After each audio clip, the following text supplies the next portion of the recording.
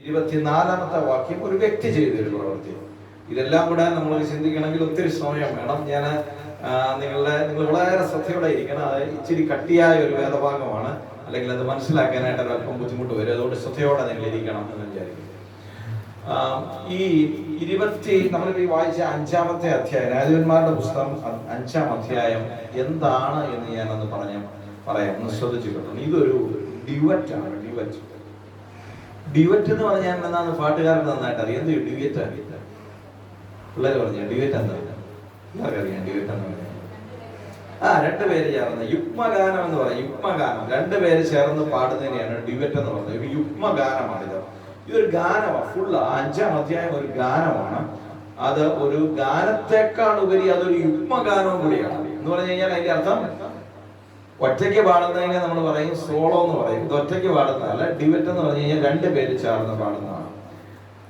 ഇത് ആരൊക്കെ കൂടിയാ പാടുന്നതെന്ന് ചോദിച്ചു കഴിഞ്ഞാൽ, പാടുന്നതിൽ ഒരാൾ ദബോരയാണ് പാടുന്നത്. ദബോര നമുക്കറിയാം, ഒരു ന്യായാധിപയായിരുന്നു. ഇസ്രായേലിലെ ഒരു ന്യായാധിപയായിരുന്നു. മറ്റേ ആള് ബാരാക്കാണ്. ബാരാക്കും ദബോരയും കൂടെ ചേർന്ന് പാടുന്ന ഒരു യുഗ്മഗാനമാണ് ഈ 5-ാം അധ്യായം എന്ന് പറയുന്നത്.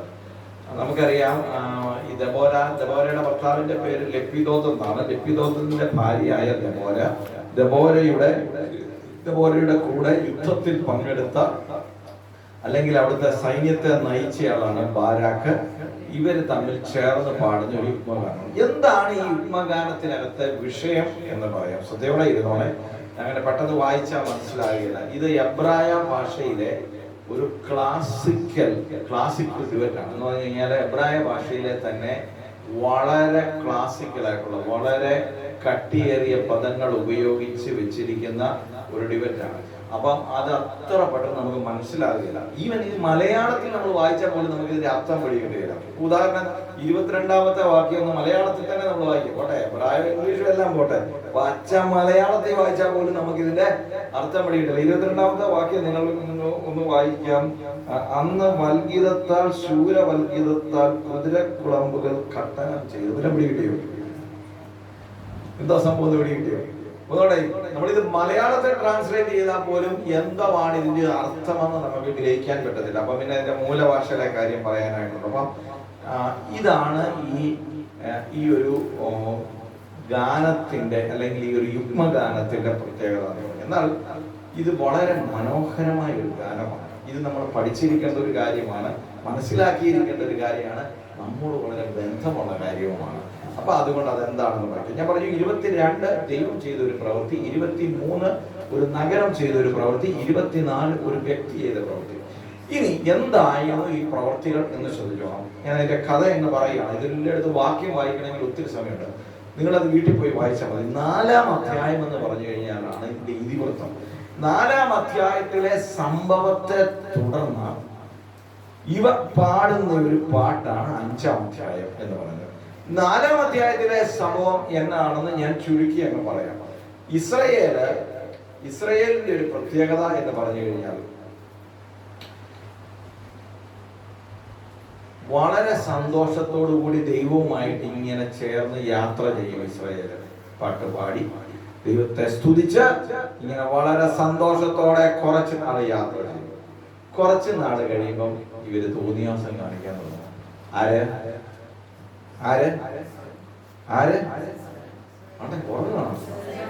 ഇസ്രായേൽ. ഇവര് അന്യദൈവങ്ങളെ സേവിക്കാൻ തുടങ്ങും. ഇവര് പരസംഗം ചെയ്യാൻ തുടങ്ങും. ഇവരിങ്ങനെ ഓരോരോ പരിപാടിയിലേക്ക് പോകും. അങ്ങനെ പോകുമ്പോഴത്തേക്കും ദൈവം ഇവരെ ഒരു ശത്രുവിന്റെ കയ്യിലേക്ക് ഏൽപ്പിച്ചു കൊടുക്കും. ആരേൽപ്പിച്ചു കൊടുക്കും? ദൈവം തന്നെ ഏൽപ്പിച്ചു കൊടുക്കും. ദൈവത്തെ വിട്ടകന്ന ഈ ജനത്തെ, ഈ സ്വന്തം ജനത്തെ ദൈവം തന്നെ ഒരു ശത്രുവിന്റെ കയ്യിൽ ഏൽപ്പിച്ചു കൊടുക്കും. ഈ ദൈവം ശത്രുവിന്റെ കയ്യിൽ ഏൽപ്പിച്ചു കൊടുത്തു കഴിഞ്ഞു കഴിഞ്ഞാൽ പിന്നെ നമ്മൾ പോസാത്താനെ എന്ന് പറഞ്ഞാൽ ഒരു രക്ഷയില്ല. മനസ്സിലായില്ലേ? കാരണം ദൈവം തന്നെയാണ് ഇവരെന്തോ ചെയ്തേക്കുന്നത്, ശത്രുവിന്റെ കയ്യിൽ. അത് നമ്മൾ പ്രത്യേകം ശ്രദ്ധിക്കണം. നമ്മളും ദൈവത്തിൽ നിന്ന് അകന്ന് യാത്ര ചെയ്തതിന്റെ ഫലമായിട്ട് ദൈവം നമ്മുടെ ജീവിതത്തിൽ ചില പ്രവർത്തികൾ ചെയ്താൽ നമ്മൾ തലയും കുത്തി നിന്ന് പ്രാർത്ഥിച്ചാലും രക്ഷപ്പെടുകയില്ല. 21 അല്ല 41 ഉപവാസം ഇരുന്നാലും രക്ഷപ്പെടും. അല്ലെങ്കിൽ അനുദപിക്കണം. അനുദപിച്ച് മടങ്ങി വന്നാൽ രക്ഷപ്പെടും. അനുദപിക്കുന്നത് ഇത് തന്നെ ഇസ്രായേലിന് സംഭവിക്കുന്നത്. ഇസ്രായേൽ ഇങ്ങനെ ശത്രുരാജ്യക്കാരങ്ങ് ഇവരെ അങ്ങ് പീഡിപ്പിക്കും. കണ്ടമാനം പീഡിപ്പിച്ച് കഴിയുന്ന ഉടനെ ഇവർക്ക് മനസ്സിലാവും നമ്മുടെ ഈ തോന്നിയാസം കാരണം ദൈവം ഇങ്ങനെ നമ്മളെ കഷ്ടപ്പെടുത്തുന്ന മനസ്സിലാകുന്ന ഇവർ അനുദപിക്കും. ഇവർ നിലവിളിക്കുന്ന ഉടനെ ദൈവത്തിന്റെ മനസ്സ് അലിയും. ദൈവത്തിന്റെ മനസ്സ് അലിഞ്ഞു കഴിഞ്ഞിട്ട് അവരെ ആ ശത്രുവിന്റെ കയ്യിൽ നിന്ന്, ഈ ദൈവം തന്നെയാണ് ശത്രുവിന്റെ കയ്യിൽ ഏൽപ്പിച്ചതെങ്കിലും ആ ശത്രുവിന്റെ കയ്യിൽ നിന്ന് തന്റെ ജനത്തെ വിടുവിക്കാൻ വേണ്ടി ഓരോരുത്തരെ എഴുന്നേൽപ്പിക്കും. അങ്ങനെ എഴുന്നേൽപ്പിക്കുന്ന ആൾക്കാരുടെ ലീഡേഴ്സിന്റെ പേരാണ് ന്യായാധിപന്മാർ. ഇങ്ങനെ പല പല ന്യായാധിപന്മാരുമാരും ശിംശോനൊരു ന്യായാധിപനായ ഒത്തിരി ന്യായാധിപന്മാർ നമുക്കുണ്ടാവും. ഈ 10-14 ന്യായാധിപന്മാരെ നമുക്ക് അവിടെ വായിക്കുവാനായിട്ട് കഴിയും ഇങ്ങനെ കാലങ്ങളിൽ. പക്ഷെ ആ ന്യായാധിപന്മാർ എഴുന്നേറ്റ് ജനത്തിന് സ്വസ്ഥതയൊക്കെ വരുത്തും, ആശ്വാസമൊക്കെ ആവും, സന്തോഷത്തോടെ യാത്ര ചെയ്യും. ഇച്ചിരി നാള് കഴിയുമ്പം പഴയ പണി പിന്നെ ഈ ജനം ചിന്തിക്കും, പിന്നെയും ശത്രുക്കളെ കഴിക്കും, പിന്നെയും നിലവിളിക്കും, പിന്നെയും ദൈവ ലീഡറെ എഴുന്നേൽപ്പിക്കും, പിന്നെയും ദൈവം വിടുവിച്ച് കഴിഞ്ഞ് പിന്നെയും സന്തോഷിക്കും, പിന്നെയും കുറച്ചു നാൾ കഴിയുമ്പം പഴയ ഇങ്ങനെ മാറി മാറി മാറി മാറി വന്ന ആൾക്കാരെ, ഓരോ കാലഘട്ടത്തിലും എഴുന്നേറ്റ ആൾക്കാരെയാണ് ന്യായാധിപന്മാർ എന്ന് പറഞ്ഞാൽ. മനസ്സിലാകുന്നുണ്ടോ? അങ്ങനെ ഒരു സമയത്ത് ഇസ്രായേലിന് ന്യായാധിപന്മാരാരുമില്ലാതിരുന്നു. ജനം വളരെ കഷ്ടപ്പെട്ട് ഇങ്ങനെ നടന്നപ്പോഴത്തേക്കിന് ദൈവം ഒരു ന്യായാധിപരെ ലഭിച്ചു. ആരാണ് എന്ന് പറഞ്ഞാൽ സാധാരണ ന്യായാധിപന്മാരെല്ലാം സഹോദരന്മാരാണ്. പക്ഷെ അന്നേരം സഹോദരന്മാരെയല്ല എഴുന്നേൽപ്പിച്ച് പകരം ഒരു ന്യായാധിപയായിട്ട് ആരെ എഴുന്നേൽപ്പിച്ചു? അങ്ങനെ എഴുന്നേൽപ്പിച്ച ആളാണ് ദെബോര. ദെബോര ഒരു പ്രവാചകിയായിരുന്നു. ദെബോര ഇങ്ങനെ കരുവേലകത്തിന്റെ ചോട്ടിലിരുന്ന് പ്രവചിക്കുകയും കാര്യങ്ങൾ പറയുകയൊക്കെ ചെയ്യുന്നു. അങ്ങനെ ഇരിക്കെ ദൈവം ദെബോരയോട് സംസാരിച്ചു. ദെബോരയോട് സംസാരിച്ചത് ഇങ്ങനെയാണ്: ഞാൻ ഈ ജനത്തെ വിടുവിക്കാം, അതിനുവേണ്ടി നീ ഒരാളെ കണ്ടെത്തും. അങ്ങനെ കണ്ടെത്തിയ ആളാണ് ബാരാക്ക്. ഞാൻ കഥ എന്ന് പറയാം, ഇതെല്ലാം 4-ാം അധ്യായത്തിലെ കഥയാണ്. ബാരാക്കിനെ വിളിച്ച് ഈ ദെബോരയുടെ അടുക്കൽ വന്നിട്ട് പറയും, ബാരാക്കേ, ദൈവം പറഞ്ഞിട്ടുണ്ട് നിന്റെ നേതൃത്വത്തിൽ നീ യുദ്ധം അങ്ങനെ യുദ്ധം ചെയ്താൽ നിനക്ക് ഈ യുദ്ധത്തിൽ ജയിച്ച് ഇസ്രായേലിന് സ്വസ്ഥത വരുത്താം എന്ന് പറഞ്ഞു. ഹല്ലേലൂയ.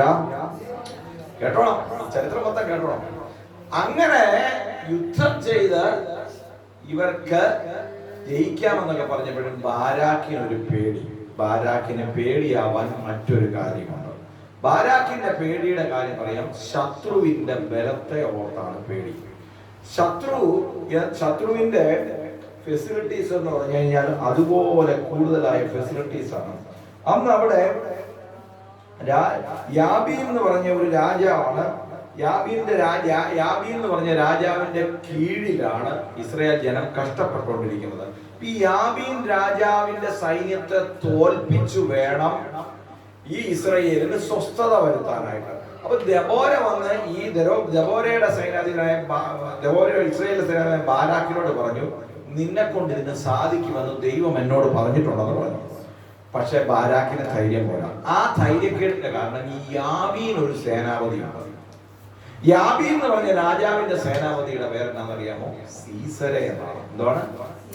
ഇതെല്ലാം നിങ്ങളായി വീട്ടിൽ പോയിരുന്ന് വായിക്കണേ, എന്നാലേ ബുദ്ധി കിട്ടുള്ളൂ.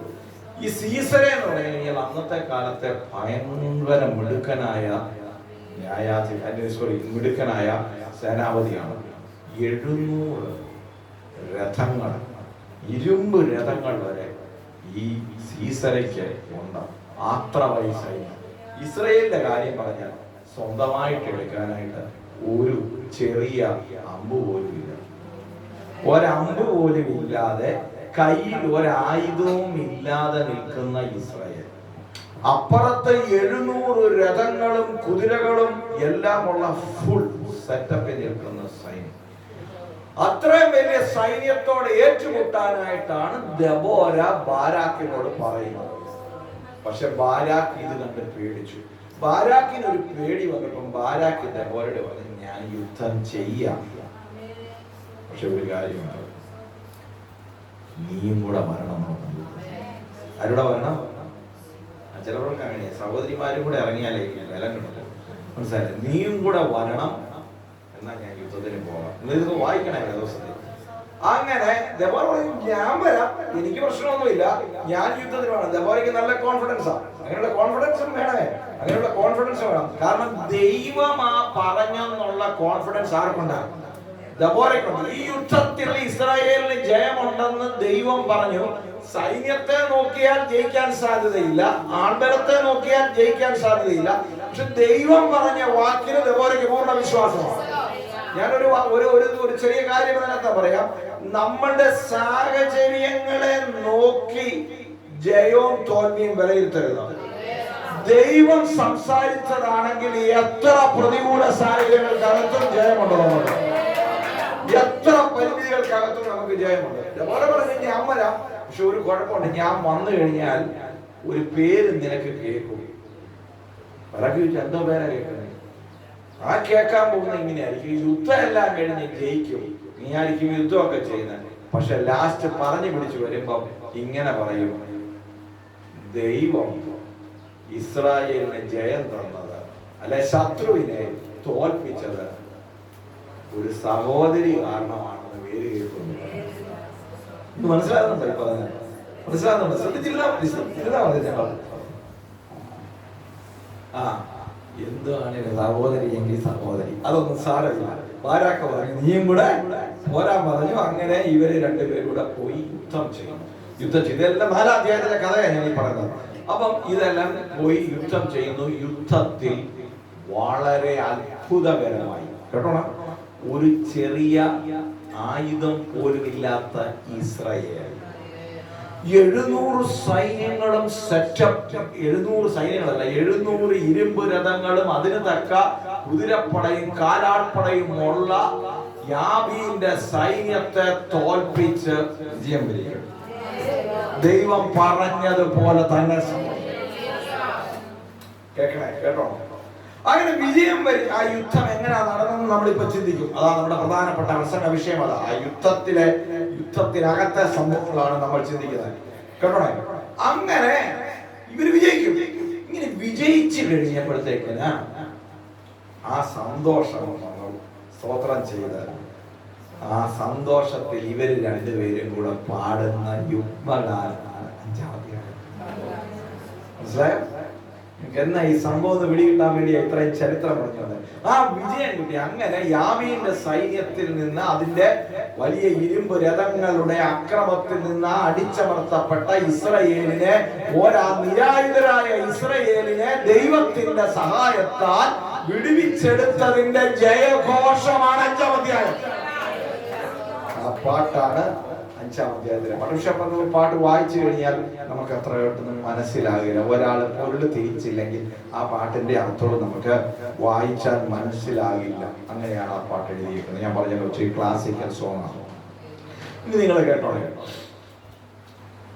ഇനി എങ്ങനെ ശ്രദ്ധിച്ചോണം, എങ്ങനെ ഈ നിരായുധരായ ഇസ്രായേൽ സൈന്യം സീസറയുടെ ആയുധ സഞ്ചയമുള്ള ആ സൈന്യത്തെ തോൽപ്പിച്ചു? അല്ല, ദൈവം എങ്ങനെ ഇസ്രായേലിന്റെ മേൽ ജയം? അത് നമ്മൾ ചിന്തിക്കേണ്ട ഒരു കാര്യമാണ്. പ്രിയമുള്ളവരെ ശ്രദ്ധിച്ചേ, ഈ കാലഘട്ടത്തിൽ നമ്മൾ ചിന്തിച്ചോണം, ദൈവമക്കളെ നമ്മൾ പലതുകൊണ്ടും ബലഹീനരായിരിക്കും.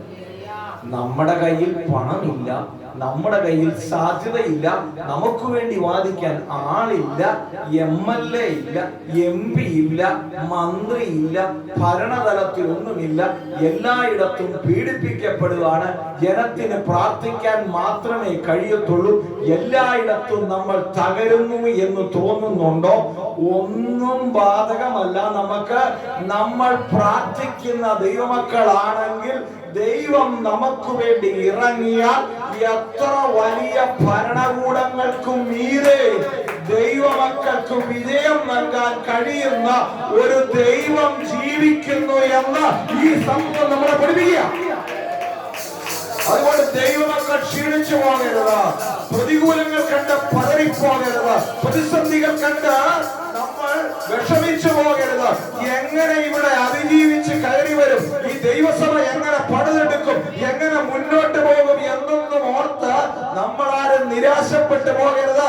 നമ്മളുടെ ദൈവം ഏത് അധികാരത്തെയും മുട്ടുകുത്തിച്ച് തന്റെ മക്കൾക്ക് വിജയം നൽകാൻ ശക്തനായ ദൈവമാണെന്ന് വെച്ചോ.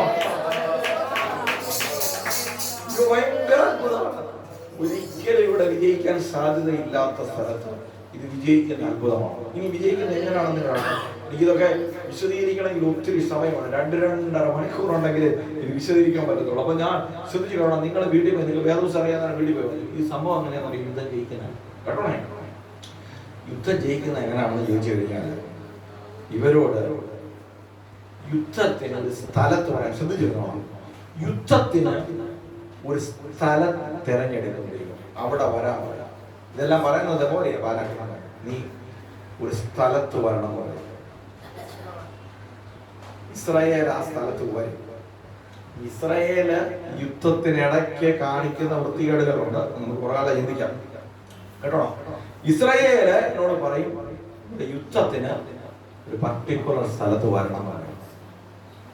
ഇവരതുപോലെ ആ സ്ഥലത്ത് വരും യുദ്ധത്തിന്. യാബീന്റെ സീസറുടെയും സൈന്യവും അപ്പൊ നോക്കണേ, ഇവരുടെ കയ്യില് എന്തോ ഇല്ല, ഇസ്രായേലിന്റെ കയ്യിൽ എന്തോ ഇല്ല, ഒന്നും ഇല്ലെന്നുള്ളതിന്റെ ഒരു വാക്യം ഞാൻ വായിച്ചു കേൾപ്പിക്കാം. 8-ാം വാക്യം വായിച്ചു 5-ന്റെ.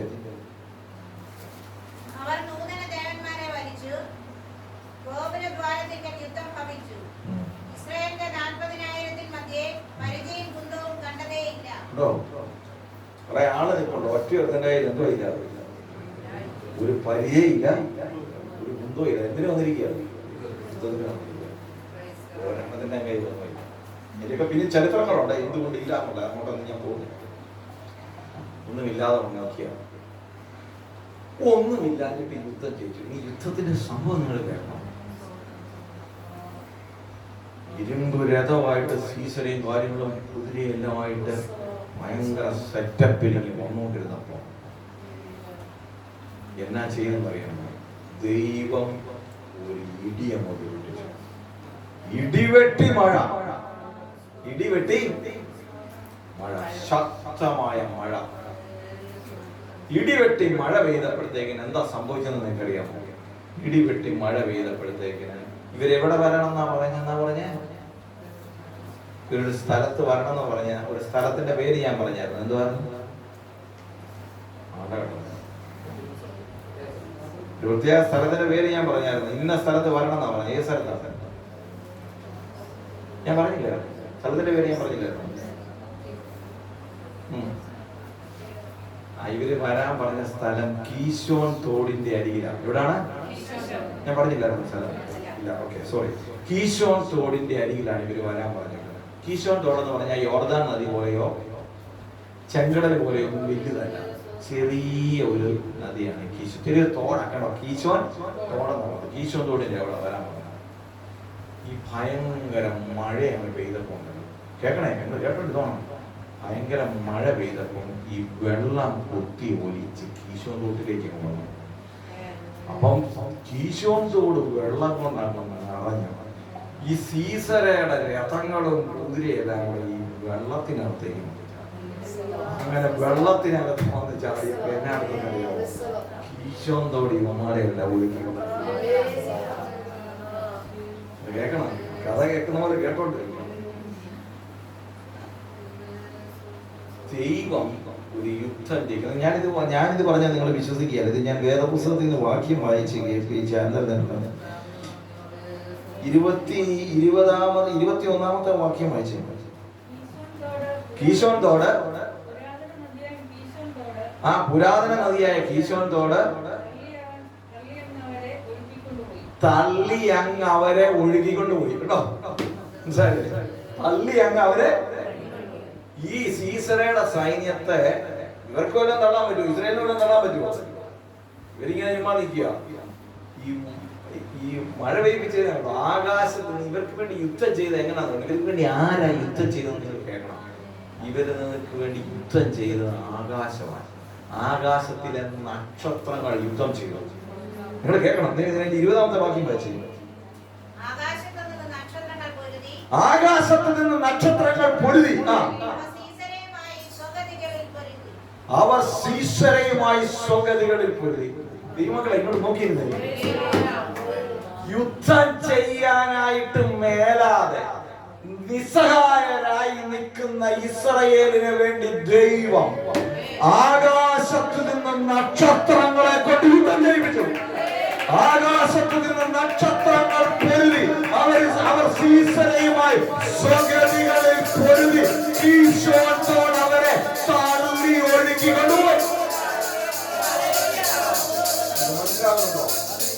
എന്റെ ദൈവമക്കളെ ഒരു കാര്യം മനസ്സിലാക്കണം, ഞാനും നീയും നിർമ്മലമായി ദൈവത്തെ സ്നേഹിച്ചാൽ എനിക്കും നിനക്കും വേണ്ടി ഈ ഭൂമിയിൽ ഒരു കാര്യത്തിന് സപ്പോർട്ടിന് ആരുമില്ലെങ്കിൽ നിന്റെ ദൈവം ആകാശത്തിലെ നക്ഷത്രങ്ങളോട് പറഞ്ഞ, അല്ല നദികളോട് പറഞ്ഞ, അല്ല പർവ്വതങ്ങളോട് പറഞ്ഞ, നിനക്ക് വേണ്ടി യുദ്ധം ചെയ്യുവാൻ കഴിവുള്ള ദൈവമാണെന്ന് വിശ്വസിച്ച ദൈവത്തിന് മാത്രം പറയുക. ഓ ജീസസ്,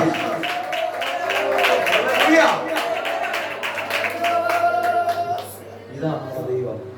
ഈ ദൈവത്തെ കുറിച്ച്, നമ്മൾ സേവിക്കുന്ന ദൈവത്തെ കുറിച്ചുണ്ടല്ലോ, നമുക്ക് ആ ദൈവം ആരാണെന്ന് നല്ല ബോധ്യമാണ്.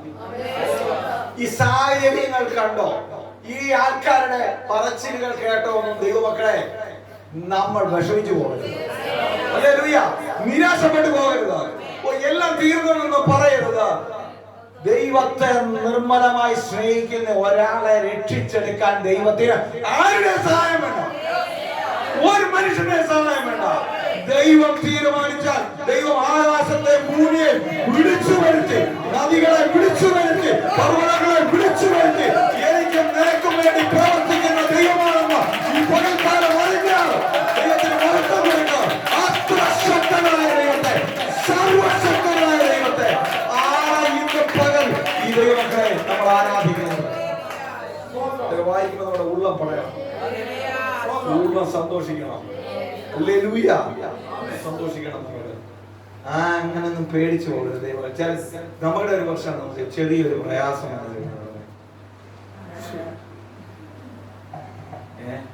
എനിക്ക് ആരുമില്ല, പിന്നെ രാഷ്ട്രീയ ആരും, കർത്താവ് മാത്രമേ ഉള്ളൂ. കർത്താവ് മാത്രം പോലെ, കർത്താവ് മാത്രമേ ഉള്ളെന്നൊക്കെ പറയുന്ന കേട്ട് ഈ കർത്താവിനെ കൊണ്ട് വല്ലതും നടക്കുമെന്ന് എനിക്ക് തന്നെ സംശയം. കർത്താവ് മാത്രമേ, കർത്താവ് മതി. കർത്താവ് ഉണ്ടെങ്കിൽ വേറെ ആരുമില്ല, എനിക്ക് കുഴപ്പമില്ല. കർത്താവില്ലേ വേറെ എത്ര പേരുണ്ടെങ്കിലും ഗുണമില്ല. കർത്താവില്ലേ വേറെ എത്ര പേര്. ദൈവം നമുക്ക് വേണ്ടി എഴുന്നേറ്റാലേ പ്രയോജനമുള്ളൂ.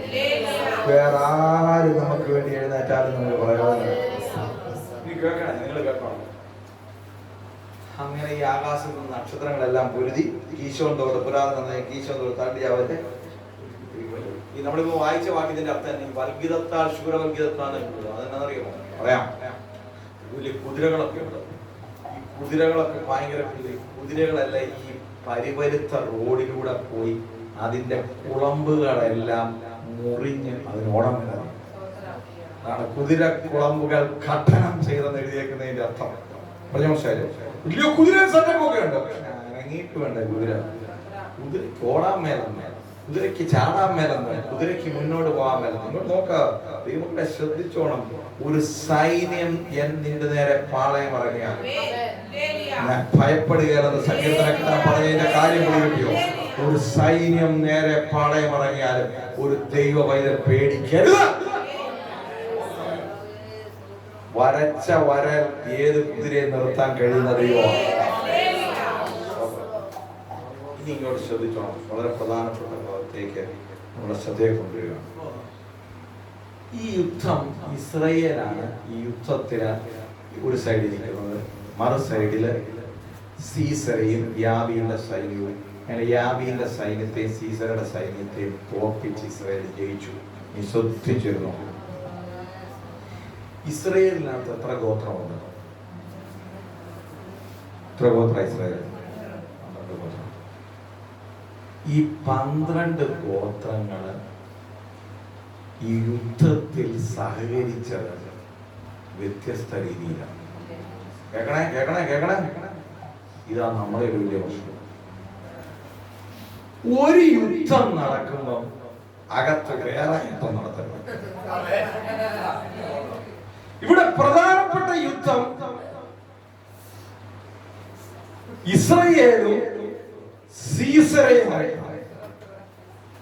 ആ യുദ്ധത്തിൽ ഇസ്രായേൽ ഒറ്റക്കെട്ടായിട്ട് മത്സരിക്കണോ വേണ്ടയോ? മത്സരിക്കണം. ദൈവം തന്നെ ഇസ്രായേലിനെ വിടുവിക്കാൻ ഇറങ്ങി വരികയാണ്. ആകാശത്തിൽ നിന്ന് നക്ഷത്രങ്ങളെ കൊണ്ട് പൊരുതുകയാണ്. കീശോനോടിനെ ദൈവം കയ്യിലെടുത്തിരിക്കുകയാണ്. മഴ കുത്തിയൊലിച്ച് കീശോനോട് പ്രവൃത്തി ചെയ്തുകൊണ്ടിരിക്കുകയാണ്. പക്ഷേ ഇതിനകത്ത് ചേർന്ന് നിൽക്കേണ്ട ഇസ്രായേല് നാല് അവൻ ഈ യുദ്ധം ഇവിടെ നടക്കുന്നു. അവന്മാരകത്ത് വേറെ യുദ്ധമാണ്. അത് ശരിയാണോ എന്ന് പറഞ്ഞേ? അത് ശരിയാണോ? ശരിയല്ലെങ്കിൽ നമ്മളും അങ്ങനെ കാണിക്കരുത്. ഇവിടെ ശ്രദ്ധിച്ചേ, നമുക്കും ഒരു യുദ്ധമുണ്ട്. അത് ആരുമായിട്ടാണെന്നറിയാമോ? നമ്മളുടെ യുദ്ധം പിശാചുമായിട്ടാണ്. ആണോ അല്ലയോ? അതെ, പിശാചാണ് നമ്മളുടെ ശത്രു. വേറെ ആരും നമ്മളുടെ ശത്രുക്കൾ ഇല്ല. പിശാചാണ് നമ്മുടെ ആത്യന്തികമായ ശത്രു. അവനാണ് ആൾക്കാരെ ദൈവഭാഗത്ത് നിന്ന് അകറ്റുന്നതും ദൈവത്തെങ്കിലേക്ക് വരാതിരിക്കാനായിട്ട് ആവത് ശ്രമിക്കുന്നതും. അതാണ് നമ്മൾ പറയുന്നത്, നമുക്ക് പോരാട്ടമുള്ളത് ജഡരക്തങ്ങളോടല്ല, വാഴ്ചകളോട് അധികാരമാണ്. അപ്പൊ നോക്കണേ, നമുക്ക് യുദ്ധമുള്ളത് അവനുമായിട്ടാണ്. പക്ഷെ സംഭവിക്കുന്ന അവനുമായിട്ട് നാം യുദ്ധം ചെയ്യുമെന്ന് പറയുമെങ്കിലും യഥാർത്ഥത്തിൽ യുദ്ധം നമുക്ക് ആ യുദ്ധം ഒരിടത്ത് നടക്കുമെങ്കിലും അതിനിടയിൽ നമ്മൾ വേറെ യുദ്ധങ്ങളും അകത്ത് നടത്തും. അങ്ങനെ നടത്തുന്നത് ശരിയല്ല. മനസ്സിലാകുന്നുണ്ടെന്നാ എന്റെ വിശ്വാസം. ഒരു യുദ്ധത്തിനിടയ്ക്ക് വേറെ യുദ്ധം പാടില്ല. പ്രധാനപ്പെട്ട ശത്രുവുമായിട്ട് യുദ്ധം ചെയ്യുമ്പോൾ അകത്ത് വേറെ യുദ്ധങ്ങൾ പാടില്ല എന്ന് ദൈവത്തിന്റെ ആത്മാവിൽ ഓർപ്പിക്കുക. ഇവിടെ ഇസ്രായേൽ ചെയ്ത പരിപാടികൾ ഞാൻ എനിക്കിത് 12 ഗോത്രങ്ങൾ, ഓരോ ഗോത്രവും ഈ യുദ്ധത്തിൽ സഹകരിച്ചത് എങ്ങനെയാണെന്ന് വേണേ പറയാം. പക്ഷെ ഒരു ഗോത്രത്തിന് 5 മിനിറ്റ് വെച്ചെടുത്താൽ 12 ഗോത്രം പറയണമെങ്കിൽ 60 മിനിറ്റ് എടുക്കേണ്ടി വരും. മനസ്സിലായില്ലേ? അപ്പൊ നോക്കിക്കോളാം എത്ര സമയം വേണ്ടിയത്. വലിയൊരു വിഷയമാണത്. നിങ്ങളൊക്കെ പിന്നീട് പഠിച്ചാൽ മതി അത്. എങ്കിലും ഞാൻ സാമ്പിളായിട്ട് പറയാം. ഇതില് 12 6 ഗോത്രങ്ങൾ, ഞാൻ 6 ഗോത്രങ്ങളുടെ പേര് പറഞ്ഞു തരാം. ഈ 6 ഗോത്രങ്ങൾ യുദ്ധത്തിൽ സഹകരിച്ചു.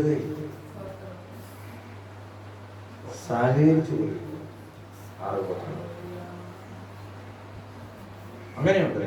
എല്ലാവരും കൂടെ ചേർന്ന് ഒരു പരിപാടി ചെയ്യുമ്പോഴത്തേക്കിന് ചിലരെ വഴിക്കുകയും സഹകരിക്കുകയേ ഒരു യുദ്ധത്തിനകത്ത് പങ്കാളിയേ അറിയുക.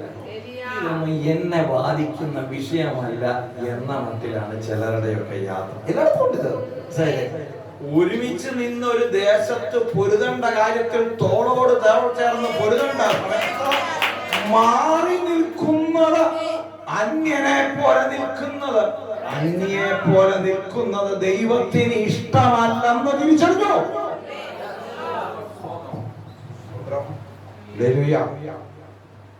ഇവിടെ ഞാൻ കാണിച്ച ചില സാമ്പിൾ ഗോത്രങ്ങളെ ഞാൻ കാണിക്കാം. നിങ്ങൾ കണ്ടോ, ഈ സാമ്പിൾ ഗോത്രങ്ങളെല്ലാം നമ്മുടെ ഇടയിലുണ്ട്. ഓരോ സാമ്പിൾ ഗോത്രവും നമുക്കോരോ ദൂത് നൽകുന്നതാണ്. നിങ്ങൾ കേട്ടോ, രൂപൻ എന്ന് പറഞ്ഞ ഒരു ഗോത്ര, നമുക്കറിയാം ഗോത്രങ്ങളുടെ ഏറ്റവും മൂത്തവനാണ് രൂപൻ. സിമേൻ ആദ്യത്തെ യാക്കോബിന്റെ പറഞ്ഞു. ഈ രൂപൻ ചെയ്ത പണി കേൾക്കണം. അപ്പൊ യുദ്ധത്തിന് എവിടെ വരണമെന്നാ പറഞ്ഞത്? യുദ്ധത്തിന് എവിടെ വരണമെന്നാ പറഞ്ഞേ?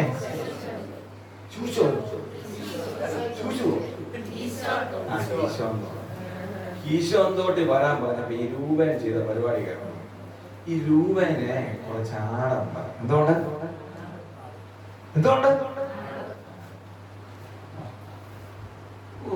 ആടൊക്കെ ഉണ്ട്. എന്തോ പാടാ ഈ ആടിനൊക്കെ തീറ്റി യുദ്ധത്തിന് വരാൻ ഉമ്മ പറഞ്ഞു കഴിഞ്ഞാൽ ഈശോന്തോട്ടി വരാൻ പറഞ്ഞ ആട് കൊടുക്കണം കാര്യം അധികാരമുണ്ടല്ലോ. രൂപൻ ഈ ആട്ടിൻകുട്ടിന്ന് പോകത്തില്ല. അങ്ങനെ ചിലരുണ്ട്. എന്നാ പരിപാടി നടത്തിയാലും ആട്ടിൻകുട്ടിന്ന് മാറത്തില്ല. ഈ സ്വന്തം ബിസിനസ്സിന് സ്വന്തം ജോലി, അതിന്റെ പേരും പറഞ്ഞ് ഒരു ദൈവസഭയുടെ കാര്യത്തിൽ ഇടപെടാതിരിക്കുന്നതിന്റെ ഉത്തമ ഉദാഹരണം രൂപൻ. എന്നാ പറഞ്ഞാലും പറയും എനിക്ക് ആ പരിപാടി, എനിക്ക് ഈ പരിപാടി, എനിക്ക് മറ്റേ പരിപാടി, ഞാൻ അവിടെ ചെല്ലാന്ന് പറഞ്ഞു, ഞാൻ ഇവിടെ ചെല്ലാം, ഞാൻ വീട്ടിലെ കാര്യമാണ് പറയുന്നത്. ഇതല്ല ഞാൻ രൂപേന്റെ വാക്യം കേൾക്കണമെന്നില്ല. രൂപേന്റെ വാക്യം വന്ന് രൂപൻ ചെയ്ത മണിയാണ് വാക്യത്തിൽ വായിച്ച് കേൾപ്പിക്കാം. അതിന്റെ 15-ാം അധ്യായത്തിന്റെ 2-ാമത്തെ ഭാഗം, രൂപേന്റെ നീർച്ചാലുകൾക്കരിയെ, 15-ന്റെ ബി, രൂപേന്റെ നീർച്ചാലുകൾക്കരിയെ. വായിച്ചു. അടുത്ത വാക്യം,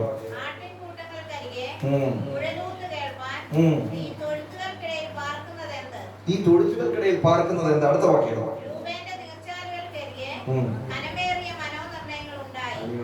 മനസ്സിലായോ? ഈ രൂപേന്റെ പരിപാടി കേട്ടോ. ഇവൻ വരികയെന്ന് മാത്രമല്ല, വേറൊരു പരിപാടിയും കൂടെ ചെയ്യുക. ഇവിടെ ദൈവം ചോദിക്കുക, രൂപനെ, ഈ പാട്ടിനകത്ത് ചോദ്യം കേട്ടോ, രൂപനെ നീ എന്താണ് ആട്ടിൻകൂട്ടങ്ങൾക്കരികെ കുഴലൂത്ത് കേൾക്കാനായിട്ട് നിൽക്കുന്നത്? ചോദ്യം കേട്ടോ. നീ തൊഴുത്തുകൾക്കിടയിൽ പാർക്കുന്നത് എന്ത്? എടാ, ഇവിടെ നിന്റെ സഹോദരങ്ങൾ യുദ്ധം ചെയ്യുമ്പോ, ഇവിടെ നിന്റെ സഹോദരങ്ങൾ ഒരു യുദ്ധത്തിൽ ഏർപ്പെടുമ്പോൾ നീ തൊഴുത്തുകൾക്കിടയിൽ പാർക്കുന്നതെന്താ? ഹല്ലേലൂയ. ഈ തൊഴുത്തുകൾക്കിടയിൽ പാർക്കുന്നതെന്താ? അതപ്പം ദൈവത്തിന് അത് ഇഷ്ടമല്ലെന്ന് അതിന്റെ അർത്ഥം. ഞാനൊരു ദൂതത്തിന് പറയാം, ഒന്നിച്ച് സഭ ഒരു കാര്യം ചെയ്യുമ്പോൾ ആരും വിഘടിച്ചു നിൽക്കരുത്. ഒറ്റക്കെട്ടായിട്ട് ചേർന്ന് നിന്നില്ലെങ്കിൽ ഈ ചോദ്യം ഫേസ് ചെയ്യേണ്ടി വരും. ആ ചെയ്യാത്തത് എന്താ? നീ എന്താ വരാത്തത്? നീ എന്താ ആട്ടിൻകൂട്ടത്തിന്റെ അവിടെ നിൽക്കുന്നത്? നീ എന്താ തൊഴുത്തുകൾക്കിടയിൽ നിൽക്കുന്നത്? കുഴലൂത്ത് കേൾക്കാൻ നിൽക്കുക.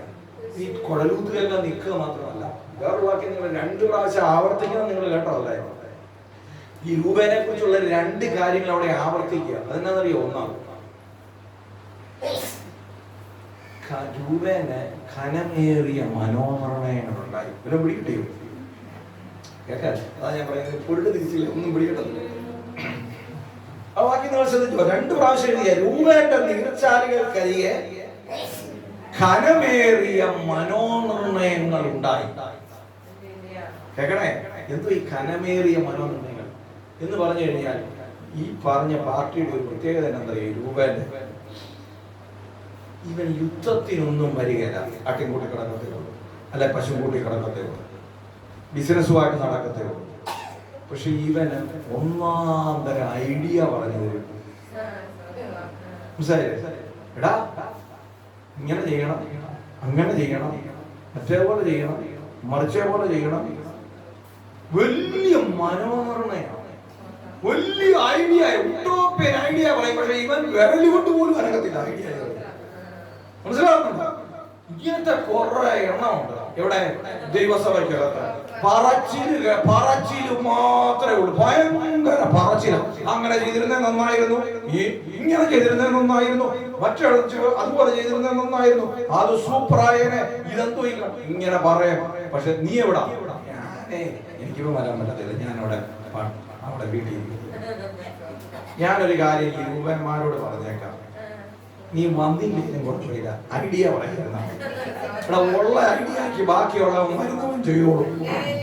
അവന്റെ ഐഡിയ പോലെയൊക്കെ ബാക്കിയുള്ളവൻ അവനുള്ള ഐഡിയ വെച്ച് അവൻ പതുക്കെ പതുക്കെ പതുക്കെ ആ കാര്യം എങ്ങനെയെങ്കിലും ചെയ്ത് ആ യുദ്ധം എങ്ങനെയെങ്കിലും ചെയ്തോളൂ. നിന്റെ ഈ ഐഡിയ കാരണം അവനും കൂടെ ചെയ്യാൻ പറ്റുന്നില്ല, അവനും കൂടെ അത് ചെയ്യാനും പറ്റത്തില്ല. നിന്റെ ഈ ഐഡിയ ജീവട്ട് വരൂ, ഐഡിയ ഉള്ളവൻ വരുമോ? സ്വതന്ത്രം നിങ്ങൾ ചിരിക്കുന്നതിനാണ് എനിക്കറിയാം.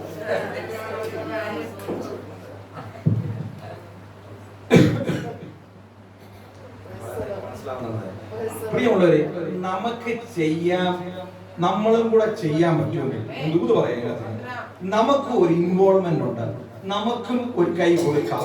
നമുക്ക് ചെയ്യാൻ പറ്റുമെങ്കിൽ നമ്മൾ ഐഡിയ പറഞ്ഞു കൊടുക്കണം. നമുക്ക് ചെയ്യാൻ പറ്റാത്ത, സഹായിക്കാൻ പറ്റാത്ത ഐഡിയ ചെയ്യുന്ന ഒരുത്തന്റെ തലയെ കെട്ടിയാപ്പിക്കണ്ട. അവന് ചെയ്യാവുന്ന പോലത്തെ ഐഡിയക്ക് അവൻ ചെയ്തോളും. ചേർന്ന് ദൈവത്തിന് സ്വതന്ത്രം ചെയ്യണം. സ്വതന്ത്രം ഹല്ലേലൂയ. ഇനിയാണ് ഇതുപോലുള്ള ഒത്തിരി വെറൈറ്റി സാധനങ്ങൾ 12 എണ്ണം ഇവിടെ കാണും. പക്ഷെ ഇപ്പം തന്നെ വന്നു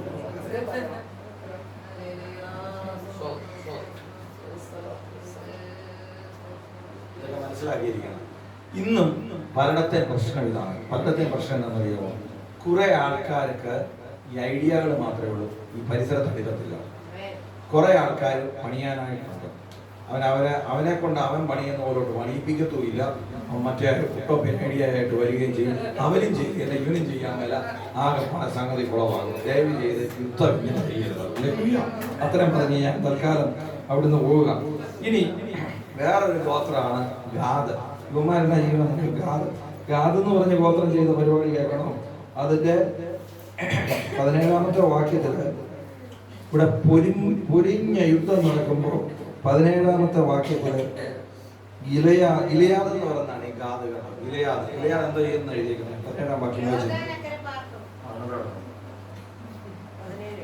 ഇവിടെ പൊരിഞ്ഞ യുദ്ധം നടക്കുക. അവന്മാര് യോർദാൻ നദിയുടെ അക്കരെ സുഖവാസ കേന്ദ്രത്തിൽ ഇരിക്കുക. ഇവിടെ കീശോന്തോട്ടിൽ ഭയങ്കര ദൈവം നക്ഷത്രങ്ങളെ കൊണ്ട് യുദ്ധം ചെയ്യിപ്പിച്ചുകൊണ്ടിരിക്കുക. ഇവന്മാർക്കും കൂടെ സ്വസ്ഥത വരേണ്ടത്. ഇവന്മാർക്കും കൂടി ഈ യുദ്ധത്തിന്റെ ബെനിഫിറ്റ് വരേണ്ടത്. ഇവന്മാരെയും കൂടിയാണ് ഈ മോചിപ്പിച്ചെടുക്കേണ്ടത്. യോർദാൻ അക്കരെ പാർക്കും. നമുക്കിതൊന്നും ബാധകമല്ല. എന്നാ സംഭവം നടന്നാലും കേളം കുടുങ്ങിയാലും പാലം കുടുങ്ങിയാലും കേളം കുടുങ്ങിയാലെന്ന് പറഞ്ഞ കുറെ ഇങ്ങനെ ഒത്തിരി കാര്യങ്ങളുണ്ട്. കൊണ്ട് ദാൻ ചെയ്ത പരിപാടി കേൾക്കണം. വേറൊരു കൂട്ടാണ് ദാൻ. എന്നാന്നറിയോ? ദാൻ ചെയ്ത പരിപാടി അതിന്റെ അടുത്ത വാക്യത്തിലുണ്ട്.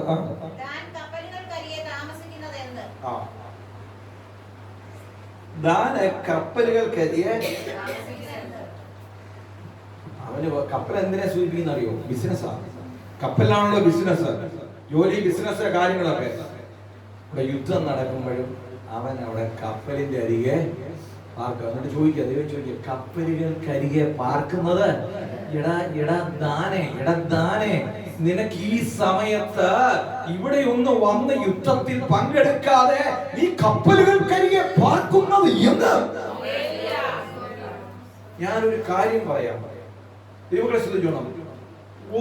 ഒന്നിച്ചൊരു കാര്യം ചെയ്യുമ്പോൾ നമ്മൾ ഓരോരുത്തരും എന്ത് ചെയ്യുന്നെന്ന് ശ്രദ്ധിച്ചു നോക്കുന്ന സ്വർഗമുണ്ട്. അങ്ങനെ ശ്രദ്ധിച്ചു നോക്കിയത് കൊണ്ടല്ലേ ഈ വിശുദ്ധ വേദ പുസ്തകത്തിൽ ഓരോ ഗോത്രവും ചെയ്ത എന്നാണെന്ന് പരിശുദ്ധാത്മാവ് എഴുതിയത്. നോക്ക, ദൈവം എത്ര സൂക്ഷ്മതയോടെ നോക്കുന്നത്. നമ്മൾ കാണുന്നില്ല.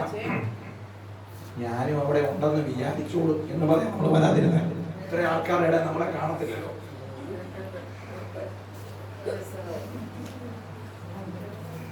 നമ്മളെ കാണത്തില്ലെങ്കിലും ദൈവം കാണാതിരിക്കുക. ദൈവം കാണാതിരിക്കുകയെന്ന് മാത്രമല്ല, ദൈവം അത് കുറിച്ചു വെക്കുക. തിരിച്ചു പറയാം, നീ ഒരു പായെടുത്തിട്ടാൽ അതും തിരിച്ചറിഞ്ഞ് കണ്ട് കുറിച്ചു വെക്കുന്നു. മനസ്സിലാകുന്നുണ്ടോ? വേഷം കെട്ടലൊന്നും ദൈവത്തിന്റെ അടുക്ക നടക്കുകയില്ല. നീ ചെയ്യുന്നതും കാണും, കാണുക മാത്രമല്ല അത് കുറിച്ചു വെക്കുകയും ചെയ്യും. ചെയ്യാത്തതും കാണും, അതും കുറിച്ചു വെക്കുകയും. നാം സേവിക്കുന്ന ദൈവത്തെ ആരെയാണെന്ന് അറിഞ്ഞു വേണം ദൈവത്തെ സേവിക്കാൻ. ഞാൻ ആരെ വിശ്വസിക്കുന്നു എന്ന് ഞാൻ അറിയുന്നു. അവനെന്റെ ഊതി ആ ദിവസം വരെ സൂക്ഷിപ്പാൻ ശക്തനെന്ന് ഉറച്ചു നിൽക്കുന്നു. ദൈവത്തിന്റെ അടുക്കൽ നീയോട് നമ്മുടെ ആശാർ എന്ന് പറഞ്ഞ വേറൊരു കൂട്ടർ. ആശാർ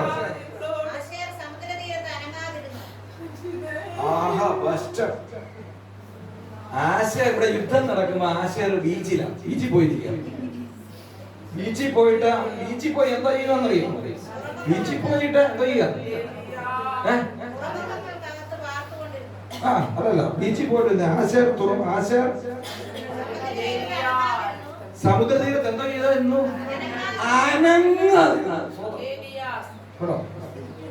അവൻ അനങ്ങിയിട്ടില്ല. അവൻ എവിടെ പോയിരിക്കുക? ബീച്ചിൽ പോയിരിക്കാം. സമുദ്രതീരത്തിനാണല്ലോ ഈ ബീച്ച് എന്ന് പറയുന്നത്. ആശേർ സമുദ്രതീരത്ത് അനങ്ങാതെ അങ്ങനെയുണ്ട്. എന്നാ പരിപാടി നടന്നാലും അതിനിടെ പിക്നിക്കിന് പോയിരിക്കുക, ടൂർ പോയിരിക്കുക, വേറെ സ്ഥലത്ത് പോയിരിക്കുക. അവിടെ പോയി ഈ പരിപാടിയുടെ കൊണ്ടുവന്നിട്ട് അനങ്ങാതിരിക്കുന്നത് അതും ദൈവം നോട്ട് ചെയ്യുന്നുണ്ട്.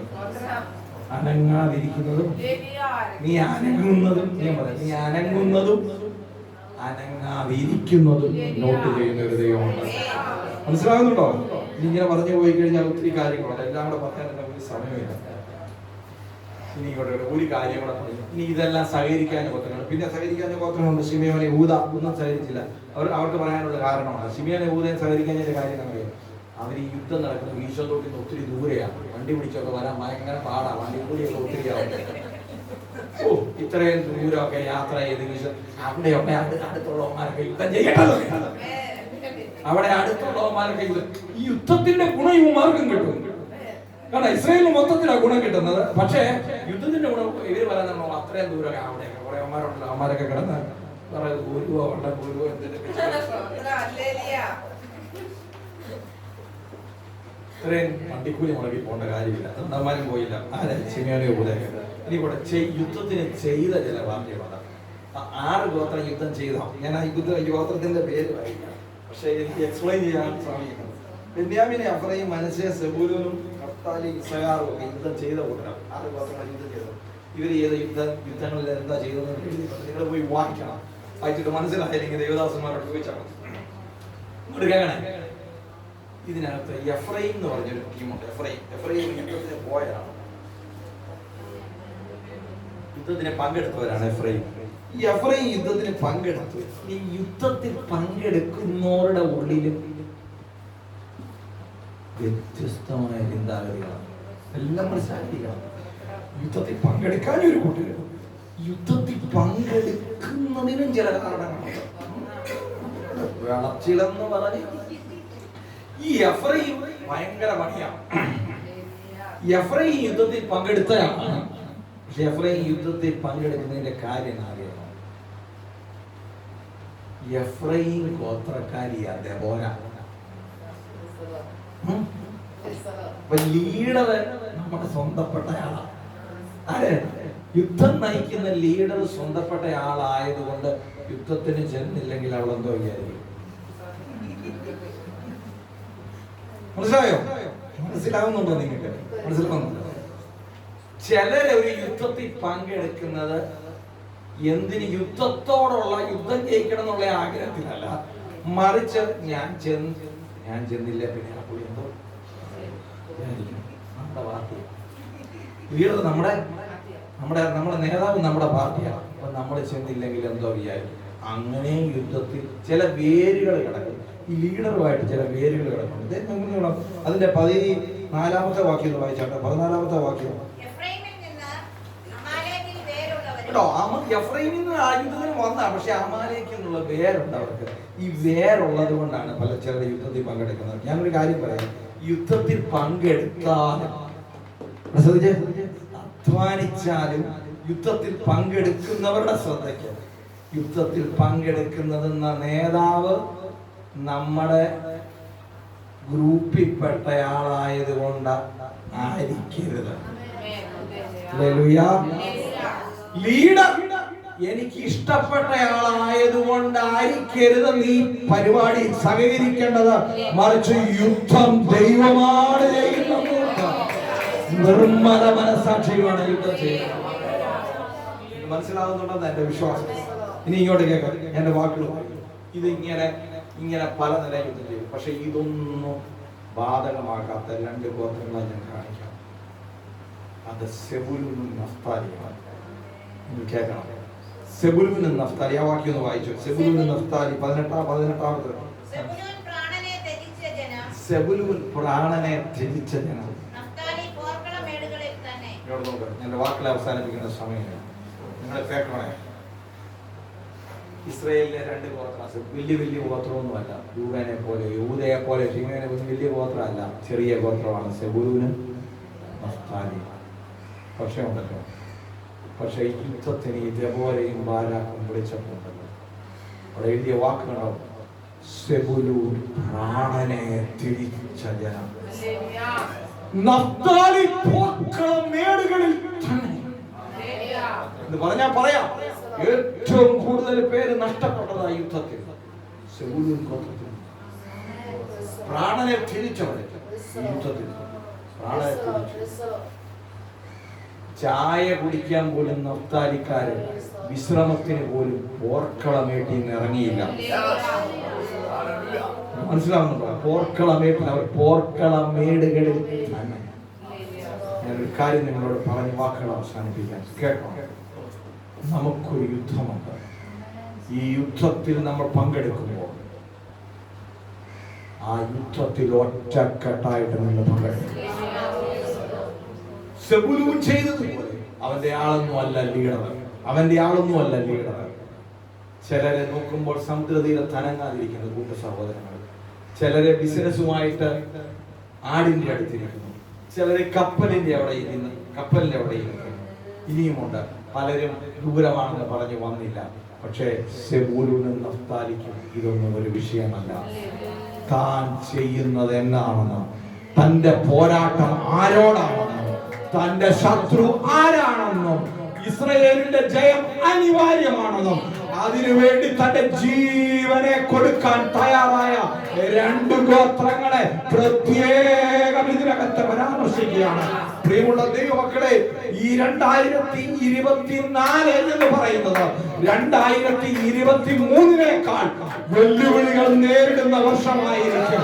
ആ വെല്ലുവിളിയിലേക്ക് നിങ്ങൾ ഇറങ്ങുമ്പോൾ ഒരു കാര്യം നിങ്ങളുടെ മനസ്സിലേക്ക് ഈ പ്രാരംഭ മാസം ഞാൻ പറയുകയാണ്, ദൈവത്തിന്റെ ആത്മാവിൽ ഒറ്റക്കെട്ടായിട്ട് ഒരൊറ്റ മനസ്സോടെ ആ ദൈവത്തിന്റെ അനുകൂലമായി നിന്നുകൊണ്ട് നീ യുദ്ധം ചെയ്യാൻ, നിനക്ക് വേണ്ടി ആകാശത്ത് നിന്ന് യുദ്ധം ചെയ്യാൻ, അല്ല നദികളെ കൊണ്ട് യുദ്ധം ചെയ്യിപ്പിക്കാൻ, പ്രകൃതിയെ കൊണ്ട് യുദ്ധം ചെയ്യിപ്പിച്ച അത് ജയിക്കാനായിട്ട് നിന്നെ ദൈവം സഹായിക്കും. അതെല്ലാം തമ്മിൽ മാറിയിരിക്കുകയാണ്. ചെറിയ കാരണങ്ങൾ കൊണ്ട് മാറിയിരുന്നു. യുദ്ധത്തിനകത്ത് മാറിയിരുന്നാൽ അത് ദൈവം തോറ്റ് ചെയ്തെടുക്കുമെന്ന് മറന്നു പോകരുത്. ഒറ്റക്കെട്ടായിട്ട് പോർക്കളങ്ങൾ പൊരുതി കയറുവാനായിട്ട് പോർക്കളത്തിൽ നാം പൊരുതുക ധീരരായി യേശുവിന്റെ നാമമതേന്തി അതിനകത്തൊരു ശകലം പോലും മാറാതെ ഒറ്റക്കെട്ടായിട്ട് നിന്ന് നിനക്ക് വേണ്ടി പ്രകൃതിയെ ശക്തിയെ പൊലിക്കുവാൻ ചേർന്ന പാട്ട് പാടി ദൈവത്തെ ആരാധിക്കാം.